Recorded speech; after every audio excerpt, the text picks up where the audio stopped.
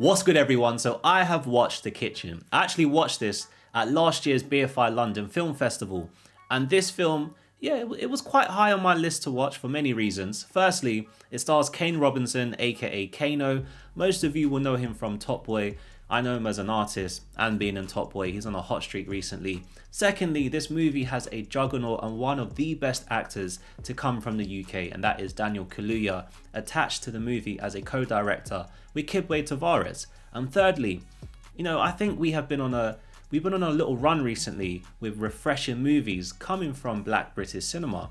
So I was hoping that The Kitchen would continue in the same vein. So with that said, how does The Kitchen perform? Well, let's get into my spoiler-free review. So this movie is set in a dystopian future London where all social housing has been eliminated. Izi, played by Kane Robinson, and Benji, played by Jediah Bannerman, fight to navigate the world as residents of The Kitchen, a community that refuses to abandon their home. So before watching this movie, I didn't come across any teaser trailers. I think there was like one or two teaser photos that had been released, but I had no prior knowledge of the plot before watching this movie. I was only expecting something refreshing. And after watching this film, I appreciate the abundance of great ideas and the heartfelt sincerity infused into the film. But with that said, not all of these ideas were executed to the highest level in my opinion, which left me somewhat disappointed. So with this film set in a dystopian future version of London, I found the visual aesthetics of this film quite appealing. I admired the creative decision to avoid the generic Blade Runner, Total Recall designs. The film has its own mood, its own look, whilst maintaining a distinct London ambience. With that said, I believe the film, it could have been a bit more daring in conveying the futuristic atmosphere, as the sense of being in a far off dystopian future, in my opinion, wasn't strongly felt. Despite this, I enjoyed the world building, particularly with the development of The Kitchen. If you watch Daniel's interviews about the movie, he mentions that the kitchen symbolizes those who resist, those who say no, and this sentiment resonates especially during the intense moments when the enforcements attempt to displace them from their homes. The Kitchen disappoints me with its story and characters.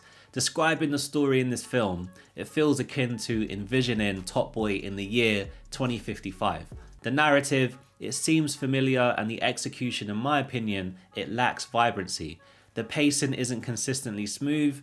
The film has a Groundhog Day vibe, with Izi attempting to connect with Benji. An altercation happens, and then the police force abruptly intervene to displace residents. While the movie touches on other elements such as gentrification, community resistance, social commentary on matters to do with social housing, these components felt like a lackluster execution of familiar themes. And whilst there have been many films in the past that explore similar territories, the key lies in delivering it at a top tier level, which unfortunately this movie falls short of achieving. I wish the movie had incorporated more dynamic elements, in particular with the interactions between Izi and Benji. Adding a few unexpected twists, some more impactful moments could have elevated the film to leave a lasting impression for me. Although Kane and Jediah deliver commendable acting performances, the narrative between their characters feels underwhelming. It seems to echo familiar tropes seen in works like The Last of Us and The Mandalorian, where an adult takes in a lone child or teenager and mentors them. Despite the uninspiring writing, Kane Robinson does deliver a strong performance, which is reminiscent of Sully from Top Boy, which I did enjoy. As for the remaining characters, they were okay, but didn't significantly contribute to the movie from my perspective. Many of them seemed generic with no real direction. Some performances were hard for me to connect with, lacking sufficient depth. So overall, considering all the aspects I've mentioned, I wanted The Kitchen to be a home run, but unfortunately for me, it wasn't so.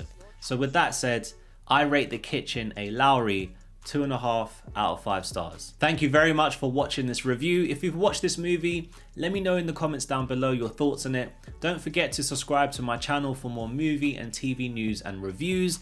And until my next video, peace.